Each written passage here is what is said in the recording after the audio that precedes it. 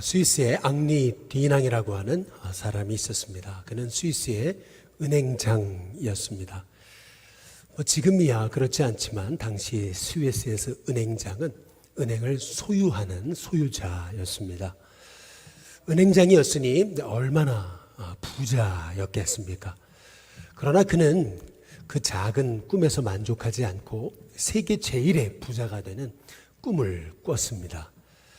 가만히 꿈을 꾸면서 생각을 해보니까 자기 나라 옆에 프랑스의 그 나폴레옹을 만나면은 자기가 세계 제일의 부자가 될 수 있겠다라는 생각을 하고 나폴레옹을 만나서 자기의 꿈을 펼치는 그런 꿈을 꾸기 시작했던 것입니다. 그는 꿈만 꾸지 않았습니다. 먼저는 스위스 정계에 들어가서 그는 꿈을 펼치기 시작을 했습니다. 드디어 기회가 왔습니다. 스위스에서 프랑스를 보내는 사절단에 이 앙리 디낭이 가게 되었던 것입니다. 드디어 이제 나폴레옹을 만난다라고 하는 설레이는 기대감에 잠을 설쳤습니다. 프랑스에 도착을 했습니다. 근데 이게 웬일입니까? 만나기로 한 그 전날 이 나폴레옹은 전쟁차 출발을 하고 말았던 것이죠. 이 앙리 디낭은 나폴레옹을 만날 수가 없었습니다. 그러나 그는 꿈을 포기하지 않았습니다. 내가 이러고 있느니 차라리 전쟁 한복판으로 가서 나폴레옹과 대면해야 되겠다는 생각을 가지고 전쟁을 펼치고 있는 나폴레옹을 찾아 나섰습니다. 그러나 나폴레옹을 만나지는 못한 채 그곳에서 엄청난 전쟁의 참혹상을 보게 됐던 것입니다. 포탄이 떨어지는데 참 많은 젊은이들이 그 전쟁에 참여했다는 이유로 두 팔, 두 다리가 잘리는 엄청난 비극에 그는 목격하게 됐던 것이죠. 가만히 있을 수가 없었습니다. 그 불쌍한 청년들을 돌봐야 되겠다는 생각을 하고 그들을 간호하기 시작했던 것이죠. 그러면서도 언젠간 나폴레옹을 만나겠지라고 했지만 결국 나폴레옹을 만나지 못하고 그는 고국 스위스로 돌아오게 됐습니다. 그러나 스위스를 돌아오면서 그는 그의 가슴속에 꿈틀거리는 작은 소망과 꿈 하나가 있음을 발견을 했습니다. 그것은 이렇게 전쟁 중에 고통 중에 있는 사람들, 이 고통 가운데 있는 영혼을 돌보고 살리는 일을 해야 되겠다는 꿈을 꾸게 됐던 거죠. 그 꿈을 친구들하고 얘기하기 시작했습니다. 근데 친구들의 반응이 너무나 좋았습니다. 한 사람 한 사람 모이기 시작했습니다. 그리고 자기 재산을 내놓았습니다. 그리고 나서 협회 하나를 세우게 됐습니다. 그 단체가 바로 국제적십자위원회입니다. 적십자사를 통해서 얼마나 많은 전쟁 가운데 고통당하는 영혼이 위로와 치유를 받았습니까? 마찬가지로 우리 한국 땅에도 전쟁으로 어려움 당할 때 이 적십자사에 참 도움을 얻었던 것이 사실인 거죠. 우리는 이 앙리 디낭의 스토리를 통해서 하나님은 우리 인생에 전혀 생각지 못한 방법으로 우리의 인생을 펼쳐 가신다라고 하는 것을 알 수가 있습니다.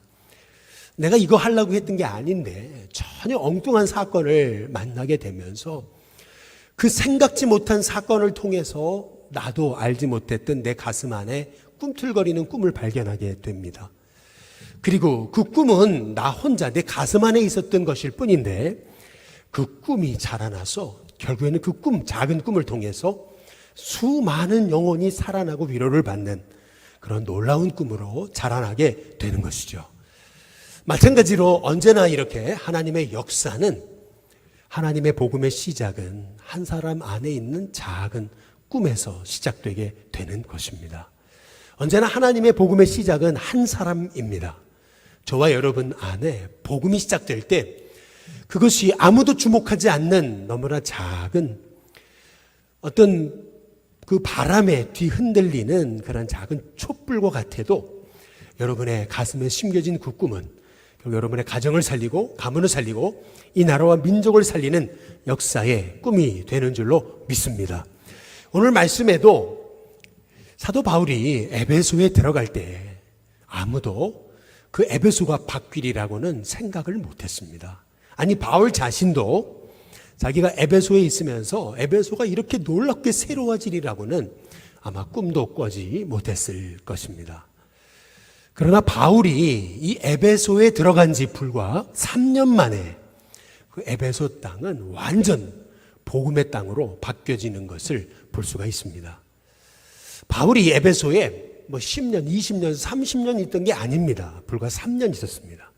딱 3년 있었는데 에베소 시가 완전 복음으로 달라지는 역사가 일어났던 것이죠. 어느 정도 그 에베소 시가 달라지게 됐는 거냐면요. 사도행전 19장 17절에서 19절에 보시면 우리 다 함께 같이 한번 보겠습니다. 사도행전 19장 17절에서 19절. 에베소에 사는 유대인과 헬라인들이 다 주 예수의 이름을 높이고 믿은 사람들이 많이 와서 자복하고 회개하는데 마술을 행하던 많은 사람이 이거 헛것이다. 자복하고 회개하면서 그 책을 모아다가 불사르게 되는데 그 책값만 계산한 즉 그 값이 은 5만이나 되더라 라고 성경이 이제 말하고 있거든요. 바울이요 얼마나 그 땅에서 놀라운 복음의 역사를 일으켰던지 그 땅에요 우상들이 사라지는데요. 여러분 에베소라고 하는 곳은요 아데미 신으로 유명했습니다. 그 PPT 앞쪽에 아데미 신이요 이렇게 땅속에서 발굴되는 과정입니다. 우리는 아데미 그러면 잘 모르시죠? 이것이 라틴어로 얘기하면 다이아나 여신을 얘기하는 겁니다. 다이애나. 이 에베소는요, 이 다이애나 여신의 신전으로 굉장히 유명했습니다. 1900년대에 이 다이애나 신전이 발굴되는데요. 처음에 발굴될 땐 저렇게 돌무더기였습니다. 고고학자들이 이제 저 돌무더기를 하나하나 이제 짝을 맞춰서 세워보니까요, 조금 맞췄습니다. 그랬더니 저 정도입니다. 다 맞춘 것도 아닙니다. 그 정도로 이 에베소 시는요, 지금도 7대 불가 사이로 여겨지는 그 아데미, 다이애나 신전이 있을 정도로 그렇게 아주 엄청난 우상의 도시가 에베소였던 것이죠. 아테네에 있는 파르테논 신전보다 이 다이애나 신전이 4배나 컸다고 얘기할 정도로 그렇게 엄청난 우상의 도시가 이 에베소였습니다. 그런데 이 에베소라는 건 이 우상의 도시, 우상의 신전지기와 같았던 이 도시가요, 사도 바울이 들어가면서 3년 만에 완전히 복음의 땅으로 뒤바뀌는 역사가 일어났음을 오늘 성경이 말하고 있거든요. 어느 정도 그 땅이 변화됐냐 하면 우상으로 돈 벌어먹던 사람들이 폭동을 일으킬 정도로 그렇게 그 땅이 완전히 뒤바뀌었어요. 저는 여러분이 예수님을 믿음으로 여러분의 가정, 가문, 여러분의 직장, 또 여러분의 그 섬기는 자리가 변화받는 역사가 있기를 주님의 이름으로 축복합니다. 예수님을 믿었는데도 내 삶에 아무런 변화가 없고 내 주변에 아무런 변화가 없다면 둘 중에 하나죠. 복음이 가짜든지 여러분의 신앙이 가짜든지. 크리스찬은 이런 종류의 크리스찬이 있다고 얘기합니다. 습관형 크리스찬이 있대요. 그냥 주일이 되니까 그냥 습관적으로 교회에 나오는 교인이 있고요. 또 소위 순교형 크리스찬이 있대요. 근데 진짜 순교한다는 얘기가 아니고요. 순교하는 심정으로 부인이 교회에 나가자 그러니까 가정의 평화를 위해서 교회에 나와주는 사람이 있다는 겁니다. 또 어떤 사람은 오락형 크리스찬이 있다 그래요. 교회 나오는 이유, 교회 친구들이 많으니까 재밌어서 그냥 복음 때문이 아니고. 또 어떤 사람은 주일형 크리스찬이 있다 그럽니다. 이 사람은 주일날 교회에 나와요. 예배도 잘 드립니다. 은혜도 받습니다. 그러나 예배당 밖에 이제 문을 닫고 세상으로 나갈 때 하나님께 인사한대요. 하나님 안녕히 계시라고. 월화수목금토 내 삶에 개입하시지 말라고. 그냥 주일날만 나와 함께 있어달라고. 이제 그러면서 그냥 세상을 향해서 자기 마음대로 살고자 세상을 향해 나아가는 주일형 크리스찬이 있더라는 겁니다. 여러분은 어떤 크리스찬입니까? 만약에 여러분이 이런 습관형, 순교형, 오락형, 여러분이 주일형 크리스찬이라고 한다면 아마도 주변에 아무런 변화가 일어나지 않을 겁니다. 어느 날 어떤 사람이 여러분이 이제 교인이라는 거 알게 됐을 때, 너 교회 다니냐고, 너가 집사였냐고, 진작에 얘기하지. 이렇게 그냥 교회 다닌다는 것 때문에 놀라기는 할지 모르지만 우리의 삶의 주변에 아무런 변화도 없는 우리는 크리스찬이 되기가 쉽다라고 하는 얘기입니다. 우리 일신교회가 74년 동안 회원동 땅에 있었다는 게 중요한 게 아니고 몇 년을 있어도 우리 일신교회가 있음을 통해서 이 회원동이 바뀌는 게 그것이 복음의 당연한 역사라는 것입니다. 여러분이 단지 10년, 20년, 30년 신앙생활하는 게 중요한 게 아니고 여러분 한 사람 때문에 여러분 가문이 바뀌고 여러분 인생이 바뀔 때 그것이 참 복음의 영향력이라고 하는 것이죠. 사도행전 24장 5절에 보면 바울을 이렇게 얘기합니다. 우리가 보니 이 사람은 전염병과 같은 사람이다. 이렇게 얘기합니다. 우리가 보니 이 사람은 꼭 전염병과 같은 사람이다. 쉽게 말하면 우리식으로 말하면 바울은요 꼭 코로나 같은 사람이다 라고 그렇게 말하고 있는 것입니다. 바울 한 사람 때문에 그를 만나는 사람마다 복음으로 바뀌어요. 그리스도인이 됩니다. 어느 정도 그가 가는 곳마다 복음의 역사가 있었냐면 바울은 고린도서 2장 15절에 이렇게 얘기합니다. 우리는 다 그리스도 예수의 향기다 라고 그렇게 말하고 있습니다. 바울이 들어가는 자리마다 아름다운 복음의 향기가 일어나서 그것이 다 복음으로 전염되는 역사가 일어났다라고 하는 얘기죠. 저도 또 우리 일신교회가 여러분이 들어가는 자리마다 영혼이 바뀌는 아주 선한 영향력을 나타내 보이는 여러분의 삶 자체가 복음의 영향력을 끼치는 그런 하나님의 종들이 될 수 있기를 주님의 이름으로 축복합니다. 그러기 위해서 오늘 성경은 첫 번째로 비전의 사람이 되라고 말씀하고 계십니다. 사도행전 19장 21절에 보시면 바울이 얘기합니다. 내가 후에 로마도 봐야 되겠다. 이제 이렇게 말하는 것을 볼 수가 있습니다. 내가 후에 로마도 보리라 라고 말하는 것은요. 사도 바울 안에 세계 복음화의 꿈이 있었음을 말하고 있는 것입니다. 예수님을 믿게 되면요. 나도 모르는 사이에 꿈이 생깁니다. 그냥 전에는 나 한 사람 사는 것도 벅차고 왜 이렇게 인생이 고달픈지 그냥 사는 것 자체도 그냥 그게 기적임을 그렇게 느끼던 인생이요. 예수님을 알게 되니까 나 같은 사람이 이렇게 구원받았다니 그 기쁨과 감격으로 그냥 주변 사람에게 예수 한번 믿어보라고 그렇게 권면했는데 시간이 흐르고 보니까 나중에 보니까 내 주변이 다 복으로 바뀌어지는 나 한 사람이 있음을 통해서 한 가문이 새로워지고 한 지역이 새로워지는 놀라운 역사, 이것이 여러분 복음의 역사인 것입니다. 잠언 29장 18절에 보면 솔로몬은 얘기합니다. 묵시가 없으면 사람은 방자히 행한다라고 말합니다. 묵시라는 것은 뭐냐면 쉽게 말하면 꿈이 없으면 비전이 없으면 사람은 방자하게 된다. 이제 이렇게 말씀하고 있는 겁니다. 묵시라는 단어를 영어 성경에 보니까 divine guidance라고 얘기합니다. 다시 말하면 신의 영적 안내를 얘기하는 겁니다. 하나님의 그 인도하심이 없으면 사람은 누구나 방자하게 된다라고 말하는 건데요.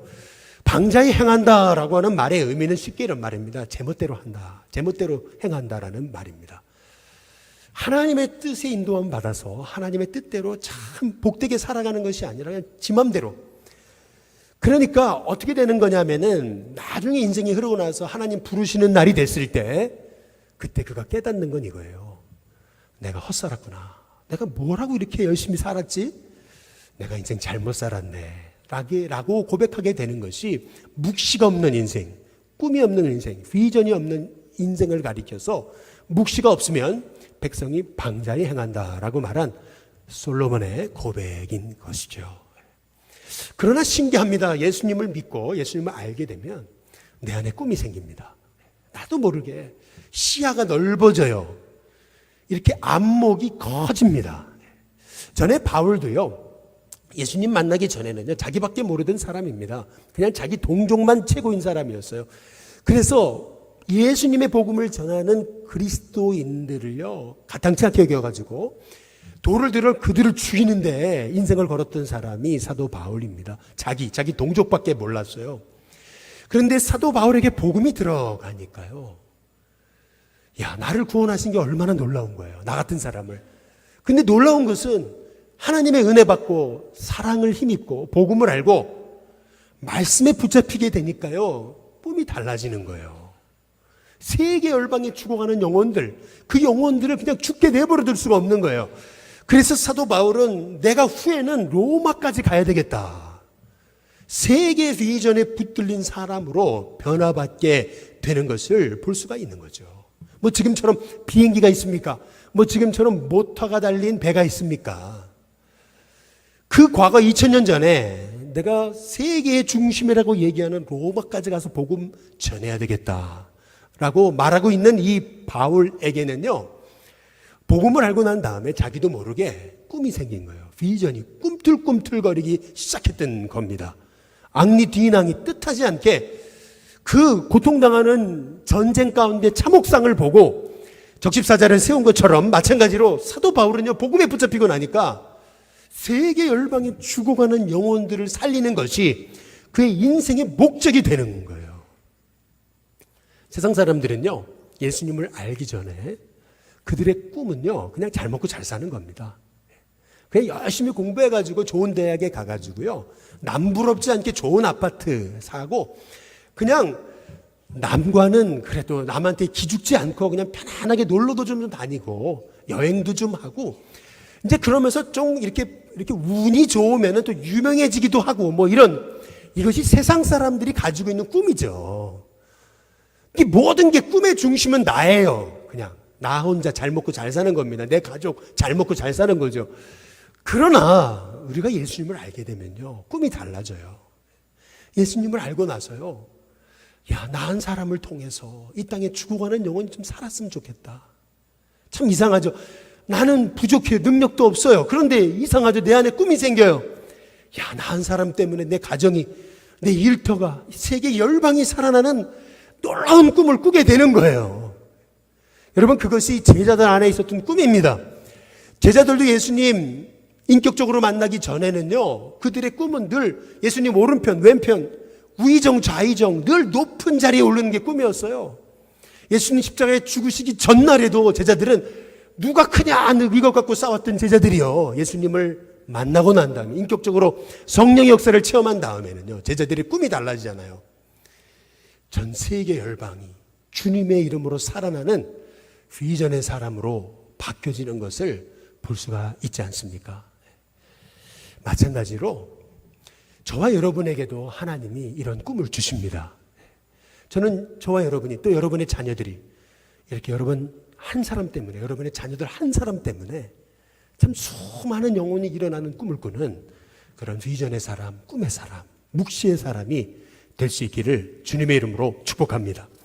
두 번째로 사랑의 사람이 되어야 된다는 것입니다. 사도행전 19장 21절에 다시 보시면은 이 일이 있은 후에 그랬어요. 바울은 예루살렘으로 가기를 작정했다라고 얘기합니다. 영어 성경 보니까 compelled by the Spirit 그랬습니다. 성령님께 완전히 붙들렸다. 고린도후서 5장 14절에 보니까 그리스도의 사랑이 나를 강권하신다라고 얘기하거든요.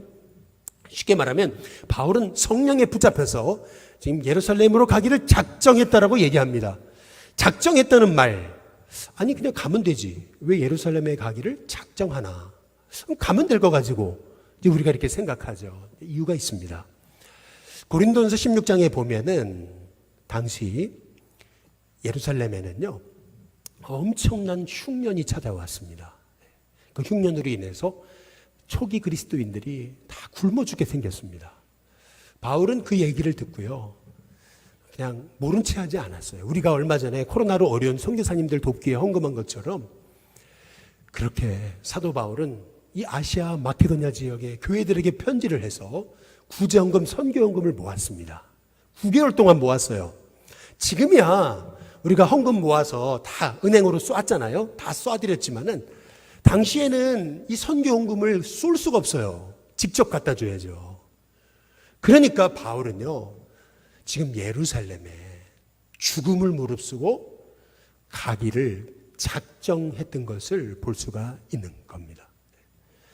왜 죽음을 무릅쓰고 작정하고 예루살렘으로 가기를 그렇게 그가 결심했다고 얘기하는 거냐면요, 사도행전 23장 12절 13절을 여러분 나중에 찾아보시면 바울이요, 복음을 전하는 게 얼마나 놀라웠던지 예루살렘에는요, 바울을 죽이기 전까지는 먹지도 마시지도 않겠다라고 하는 결사대가 40명이 있었습니다.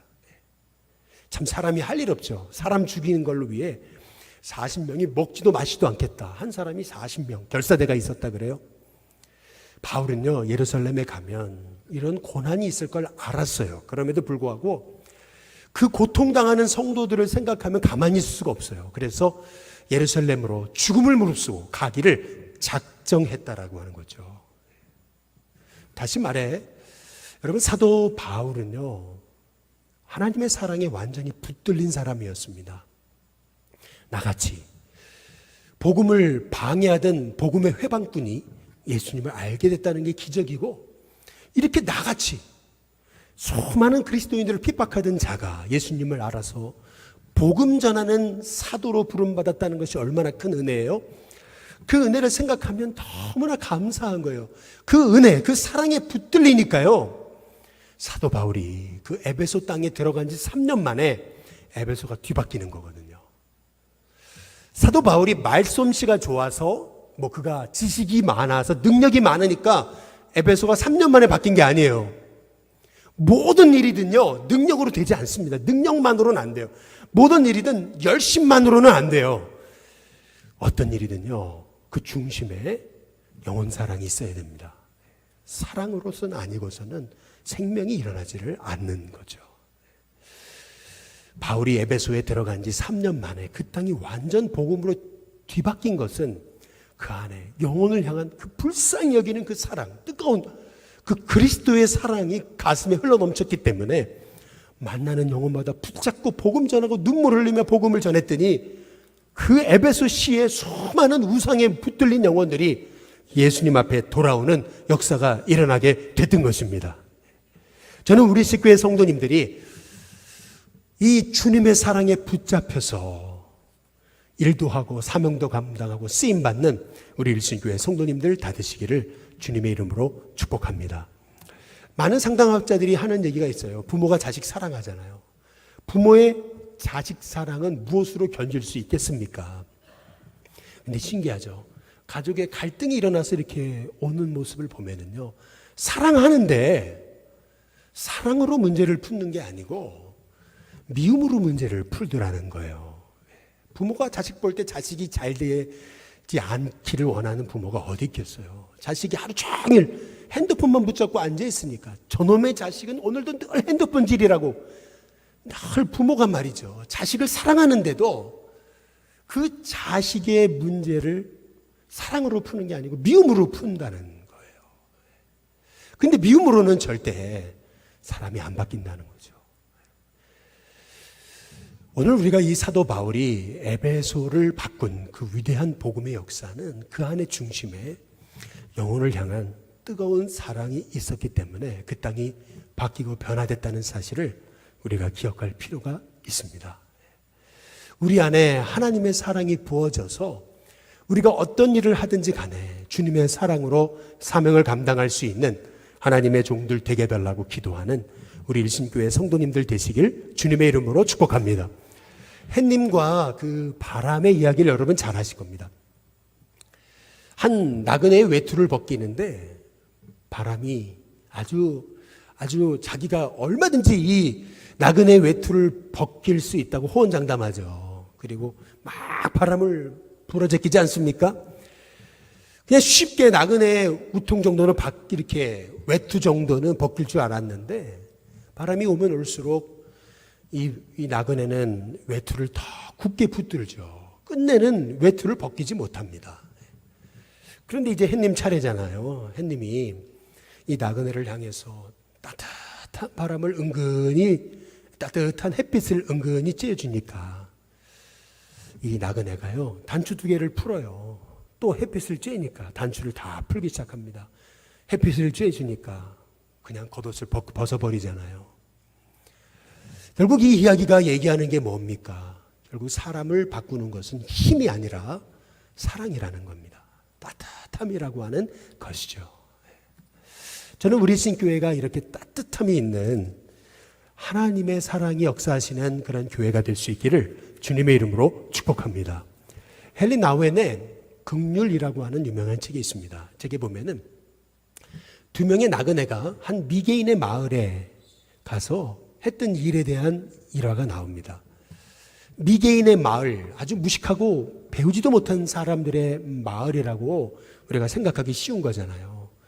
그래서 이 한 나그네가 먼저 그 마을을 찾아갔는데요. 보니까 마을 한복판에 수박같이 보이는 과일이 딱 있어요. 수박이 어때요? 뭐 검은 줄도 있고 그러니까 처음 봤던 이 미개인들은 아니 저거는 분명히 뭔가 괴물일 거야. 얼씬도 하지 않는 거예요. 근데 나그네가 봤더니 너무 웃기잖아요. 저건 수박인데. 그래서 사람들을 다 불러가지고 보라 그러면서요. 사람들이 다 보는 앞에서 칼을 딱 들더니요. 그 수박을 딱 찔러가지고 반을 쪼갠 다음에 조각을 내서 먹기 시작하는 거예요. 봐라 이거는 아무것도 아니다 이러니까요. 그 미개인들이 이 사람을 보더니 아니 저 괴물을 저렇게 가차없이 죽이는 저 사람을 보니까 저 사람이야말로 진짜 괴물인가 보다. 그러면서 다 도망치더래요. 근데 신기하죠. 두 번째 이제 나그네가 그 마을을 찾아왔어요. 보니까 사람들이 수박 가지고 괴물이라 그러는 거예요. 얼마나 미련해요. 이 미련한 것들 아니 그런 게 아니고요. 이 나그네는요. 동네 사람 한 사람 한 사람을 찾아다니는 거예요. 그러면서 그거는 괴물이 아니고 그거는 맛있는 과일이라고. 아유 그럴 리가 없다고. 그 괴물이라고. 아니 맛있는 과일이라고. 한 사람 한 사람 찾아가 설득을 한 거예요. 그리고 나서 한번 와보라고 내가 보여주겠다고. 동네 사람이 다 모였습니다. 수박 주변으로 모였어요. 그러면 이 사람이 이제 사람들한테 보란 듯이 칼을 들고 딱 수박을 쪼갠 게 아니고요. 자기가 가지고 있던 칼을 동네 사람들한테 넘겨준 거예요. 가까이 더 오시라고. 아유 큰일 난다고. 가까이 더 오시라고. 괜찮지 않냐고. 더 가까이 오시라고. 다 가까이 왔어요. 그리고 그 쥐어줬던 칼을 한번 그 수박을 잘라보라고. 큰일 난다고. 그러니까 아니 괜찮다. 해보라고. 괜찮다고. 그 수박을 자르는 거예요. 아무 일도 안 일어나잖아요. 보세요. 아무 일도 안 일어나지 않냐고. 그리고 조각을 내서 한번 먹어보라고. 큰일 난다고. 아니 안 된다고. 먹어보라고. 괜찮다고. 먹었더니요. 맛이잖아요. 이게 헬린 나웬이 얘기하는 진정한 사랑, 긍휼, 사람을 바꾸는 힘이라고 얘기하고 있는 겁니다. 사도 바울이 에베소에 들어갔을 때 그 땅에 우상이 가득함을 봤어요. 7대 불가 사이에 그 아데미 신전이 어마어마했을 거 아니겠습니까? 그 도시 전체가 다 우상의 도시였어요. 바울은 그곳에 가서 저런 미련한 것들, 저런 우상에 사로잡혀 살다니 저 우상은 당장 쓰러뜨려 버려야 돼. 가서 사도 바울이 우상들을 다 허물어 버린 게 아니에요. 사도 바울은요, 오히려 그들에게 찾아가서요, 조용히 말씀을 전한 거예요. 복음을 전한 거예요. 하나님이 너희를 만들어서 하나님 형상대로 만든 존귀한 사람들이다. 저 우상, 손으로 만든 건 신이 아니다. 저건 우상에 불과하다. 돌덩어리에 불과하다. 가르치기 시작한 거예요. 놀라운 것은 사람들에게 복음이 들어가니까 그때부터 눈이 떠지죠. 그렇구나. 아니 저 돌덩이를 가지고 우리가 신으로 섬겼네. 에게 돌덩이 아무것도 아니구만. 돌덩이 하나둘씩 치우기 시작하는데 그 책까지 와서 불살랐는데 아무 일도 안 일어나요. 오히려 복이 임해요. 그렇구나. 바울의 말이 맞았구나. 그러면서 그 땅이 바뀌는 거예요. 이것이 바로 바울이 그 땅을 향해 보여주었던 진정한 그리스도 예수님의 사랑인 거죠. 예수님이 우리를 살리시기 위해서 봐라 성경 꼭대기에서 뛰어내리신 게 아니고 봐라 돌덩이도 떡으로 바꾸신 게 아니고 예수님은 오히려 십자가에 죽으셨잖아요. 결국 인생을 바꾸는 것은 산 위에서 뛰어내리는 게 아니고 돌덩이를 떡으로 바꾸는 게 아니고 그들을 위해 십자가에 죽는 것이라는 거예요. 결국 이 무조건적인 예수님의 사랑으로 인해서 이 십자가의 복음이 증거되는 곳마다 영혼이 변화받는 역사가 일어나게 되는 거죠. 바울은 그 복음의 비밀, 그 십자가, 그 예수님의 십자가의 사랑의 비밀, 그 부활의 비밀을 알았어요. 그 사랑에 감격한 바울이 들어간 에베소 땅에 복음이 심겨지자 사람들이 눈을 뜨기 시작하는 거예요. 그 우상만 바라보고 살던, 우상에 매여가지고 맨날 두려움 속에 살던 에베소 사람들이 복음을 받더니요, 딴 사람이 되는 거예요. 너무나 은혜 아래 살아요. 인생이 바뀌어요. 꿈의 사람이 됩니다. 그러니까요, 그 에베소가 바뀌기 시작하는데요. 저는 우리 일신교회 성도님들이 이렇게 복음의 눈을 뜨고 그리고 그 복음에 감격해서 그 복음을 사람들에게 말했을 뿐인데 저와 여러분의 인생의 자리가 완전히 바뀌어지는 은혜가 있는 성도님들 되시길 주님의 이름으로 축복합니다. 마지막 세 번째로 우리에게 필요한 것은 인내의 사람이 되어야 된다는 겁니다. 고린도서 16장 8절에서 9절에 보면은 당시 에베소에 있었던 일이 무슨 일인지 알게 됩니다. 바울은 얘기합니다. 내가 오순절까지 여기 에베소에 머물려 함은 내게 광대하고 유효한 문이 열렸으나 대적하는 자가 많다라고 말합니다. 엄청난 복음의 문이 열렸는데 반면 나를 대적하는 사람이 너무나 많다. 바울이 말합니다. 어느 정도 대적을 했냐면 사도행전 19장 29절 31절에 보면 온 시대가 이 복음 때문에 요란해가지고 복음을 반대하는 사람들이 일제히 연극장으로 달려 들어가는 거거든요. 연극장이라는 단어가 2번 나옵니다. 이 연극장이라고 하는 곳이요. 제가 에베소에 갔다가 거기 입구에 있던 그 안내소에서 책 한 권을 사왔거든요. 거기 이게 여러분 보시는 것이 에베소 연극장입니다. 이 에베소 이 연극장에서요. 사람들이요. 사도행전 19장 23절에 이렇게 얘기합니다. 이 복음, 이 도로 말미암아 적지 않은 소동, 폭동이 일어났는데요. 그들이 막 분노가 가득한 거예요. 어떻게 아데미 신을 이렇게 모욕할 수 있느냐 막 이렇게 된 거죠. 그러면서 34절에 2시간 동안이나 크다 에베소 사람의 아데미어라고 하는 그 외침을 2시간 동안이나 아데미 그러기를요 2시간 동안 하더라는 겁니다. 막 도시가 뒤집힐 정도로 말이에요. 사도 바울이 그동안 뿌려놨던 복음의 씨앗이 물거품이 되는 것처럼 엄청난 도시의 폭동이 일어나게 됐던 겁니다. 그도 그럴 것이요. 이 아데미 신전 때문에 장사해서 그 우상 팔아가지고 돈 벌어먹던 사람들이요. 책에 보니까 조합원들만 2,000명이었다 그럽니다. 약 2,000명. 그 조합원 2,000명의 우두머리가 여기 오늘 성경에 데메드리오라는 인물입니다. 데메드리오는 바울이 전했던 복음 때문에 자신들의 장사가 이제 망하게 생겼으니까 사람들을 부추긴 겁니다. 바울 때문에 우리의 이 생업이 위기 가운데 처하게 됐다. 우리가 망할지도 모른다. 더구나 이 위대한 아데미 신이 천하여질 위험이 있다. 그러면서 사람들을 부추겨가지고 2,000명 되는 조합원들을 몰아내가지고 그래서 그 도시 한복판 그 연극장에까지 몰려 들어가가지고 크다 아데미 신이여라고 하면서 바울을 몰아내려고 했던 거죠. 참 놀랍죠. 막 2시간 동안 데모를 하는데요. 그때 갑자기 서기장이 나타난 거예요. 뭐 때문에 그러냐 그랬더니 아데미 신은 큽니다. 그러니까 이 서기장이 얘기하죠. 아니 큰 건 모르냐. 당연히 이 에베소 땅은 우상의 신전지기, 이 아데미 신의 신전지기가 된 거 모르냐. 이제 그러고 나서 이렇게 불법 집회하면 안 된다. 흩어져라 그랬더니 흩어진 거예요. 오늘 성경이 말하고 있는 핵심은 뭐냐면 아무리 마귀의 세력이 강한 것 같아도요. 복음을 꺾을 정도로 마귀의 세력이 강한 것 같아도요. 결국에는 복음이 승리한다는 겁니다. 이 수많은 사람들이 일어났던 이 수천 명의 폭동이요. 한순간에 잠잠해지는 거예요. 그리고 사도행전 20장 1절에 보니까 이렇게 합니다. 소요가 그침에 바울은 제자들을 불러 믿음 안에 서야 된다. 권면하고 작별하고 떠나서 마게도냐로 갔다라고 말합니다. 여기 마게도냐로 갔다라고 하는 얘기는요. 이런 모든 폭동, 이런 고난까지 바울이 다 견뎌내고요. 결국 흔들림 없이 주님이 기뻐하시는 그 복음의 길로 여전히 가게 되더라라고 하는 얘기입니다.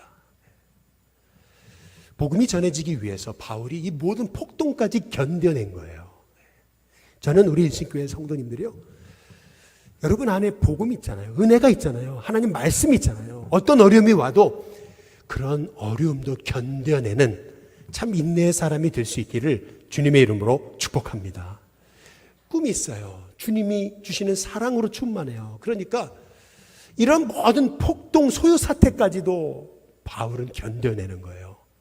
참 놀랍죠. 하나님이 역사하시니까 그 엄청난 폭동이요. 한순간에 잠잠해져요. 여러분 이게 하나님 하시는 일입니다. 꼭 여러분이 여지껏 쌓아온 복음의 일들이 물거품이 되는 것처럼 어려움이 있어요. 낙심하지 마세요. 딱 중심 잡으세요. 하나님 기뻐하시는 길로 가세요. 그럼 모든 게 잠잠해집니다. 이 하나님 하시는 일이에요. 우리가 하나님 기뻐하시는 일에 서 있고 내가 영혼 살리는 그 주님이 원하시는 길 가운데 있다면요, 하나님은요 모든 소요 사태까지도 잠잠하게 해 주시는 분이십니다. 왜요? 그 여러분의 속에 가지고 있는 꿈은 여러분의 꿈이 아니에요. 하나님의 꿈이에요. 하나님이 우리 안에 복음을 통해 수많은 영혼을 살리기를 원하시는 것이기 때문에 나머지는 하나님이 도우십니다. 약 100여 년 전에 한국 땅 인천항에 두 청년이 인천항 바닷가에 발을 디뎠습니다. 아무도 그 사람들의 발걸음을 주목하지 않았습니다. 100여 년이 훨씬 지난 지금 우리 한국 땅에 수많은 그리스도인들이 예수님을 믿고 있습니다. 바로 그 두 사람은 아펜젤러와 언더우드 선교사였던 것입니다. 그들도 한국 땅에 들어올 때 한국 땅이 이렇게 복음으로 바뀔지는 상상도 못했을 것입니다. 그러나 이게 복음의 역사입니다. 언제나 복음은 한 사람에게서부터 시작하는 겁니다. 200여 년 전 노르웨이라고 하는 곳은 세계에서 가장 살기 어려운 나라였습니다. 그러나 한스 허그라고 하는 그 청년에게 복음이 들어갔습니다. 말씀이 들어갔어요. 꿈을 꾸기 시작했어요. 아니 자기도 모르게 꿈을 꾸는 거예요. 그 꿈 때문에 감옥에 갇히기도 했습니다. 그러나 하나님이 주신 사랑이 크기에 인내하면서 한 영혼 한 영혼을 세워갔습니다. 그랬더니 200여 년 만에 노르웨이는 세계에서 가장 살기 좋은 나라 중에 하나가 됐습니다. 살고 싶은 나라가 됐던 것이죠. 언제나 복음의 역사는 한 사람입니다. 18세기 영국이 산업혁명으로 인해서 산업의 발달로 인해서 사회가 발달할지 모르지만 사람들이 도시로 몰려오면서 그 땅에 수많은 부조리와 어려움들이 있었습니다. 그 산업혁명으로 인해서 얼마든지 영국성에 큰 혼란이 올 수 있는 아주 사회 급격한 변화 가운데 오히려 영국 사회는요 든든히 세워집니다. 19세기가 돼서 영국은 해가 지지 않는 나라가 됩니다. 18세기에 도대체 무슨 일이 있었습니까? 그 영국 땅에 한 젊은이 청년에게 말씀이 들어갔습니다. 그가 꿈을 꾸기 시작했습니다. 가는 곳마다 복음을 전했습니다. 그래서 수많은 하나님의 사람이 일어났습니다. 여러분 그게 감리교 운동입니다. 그게 메소디스트 운동입니다. 마찬가지로 지금도 하나님은요 우리 안에 복음을 심으십니다. 전혀 생각지 못한 한 사람에게 복음이 심겨져서 그 한 사람을 통해서 그 가정이, 삶이, 가문이, 민족이 바뀌는 역사를 이루시는 분이 우리 하나님이신 거죠. 마찬가지로 저와 여러분 안에 심겨진 복음은요 여러분 안에서 그냥 타오르다가 그냥 꺼져버리는 그러한 그냥 바람만 확 불어버리면 꺼지는 그러한 아주 힘도 없는 그런 촛불과 같은 거 아닙니다. 여러분 안에 움직이는 그 놀라운 복음의 역사는 여러분의 가정을 살립니다. 여러분의 가문을 살리고 세계 열방을 살리는 하나님의 꿈입니다. 지난주에 우리 오기 새가족 예수영접학교가 있었어요. 이제 마지막 시간이라 간증을 하게 됐어요. 한 분이 그런 얘기를 하세요. 일신교회에 오게 된 것은 우리 교회 한 권사님이 한 번만 교회에 와달라. 한 번만 그래서 왔는데 진짜 한 번 와줄 마음을 가지고 일신교회에 왔는데 지금은요 자기가 사람들한테 본인이 한 번만 그러면서 가게에 오는 분들한테마다 한 번만 그러고 계시대요. 참 놀랍죠. 제가 그 얘기 한 번만이라는 그 표현을 들으면서 참 은혜를 받았어요. 지난주에도 이 서울시에 식당 하시는 분들 코로나 전수검사가 있어가지고 서울역에 일찍 주일날 아침에 코로나 전수검사를 받고 오셔가지고 우리 교회 예배 드리러 오신 거예요. 오시기 전에 남편에게 한 번만 그러고 결국 남편은 안 나오셨지만 한 번만 그러다가 교회에 오셨다는 거예요. 그게 참 놀랍죠. 여러분 이게 복음의 역사입니다. 한 분은 또 이런 얘기를 하세요. 이신교회 오기 전에 평생 일궈놓은 사업인데 사기 맞아가지고 다 정말 날려버리고 그 화병 때문에 남편은 돌아가시고 그리고 자기 혼자 남아서 어떻게 사나 하던 중에 전도돼가지고 우리 신교에 오신 거라는 거예요. 어떻게 사나 했는데 이 신교에 와서 복음을 알게 되고 지금 돌이켜보니까 기도하는 것마다 하나님 응답하셨대요. 그러면서 하시는 말씀, 새 가족에게 이런 얘기가 나와요. 내가 남보다 가진 건 없지만 그러나 저 하늘을 바라보며 사니까 매일매일 은혜고 기쁨이라고. 참 저는 그 얘기를 들으면서 참 하나님 앞에 감사했어요. 여러분, 이게 복음입니다. 우리 안에 하나님 말씀이 우리의 가슴을 뜨겁게 하고 우리를 새롭게 할 때 결국 그 복음을 어떻게 나 혼자 갖고 이길 수 있겠어요. 너무 좋아가지고 사람들하고 나누는데, 근데 그 나누는 복음을 통해서 수많은 영혼이 살아나는 거예요. 나는 계획하지 않았는데 나같이 부족한 사람이 가정과 가문과 세계 열방을 살리는 영향력 있는 인생이 되게 하시는 거, 여러분, 그게 복음의 역사입니다. 바라기는 우리 일신교회가 이 회원동에 74년 있었잖아요. 근데 아무 일도 일어나지 않는다면 회원동 땅에, 그러면 둘 중에 하나입니다. 복음이 가짜든지 우리가 가짜인 거예요.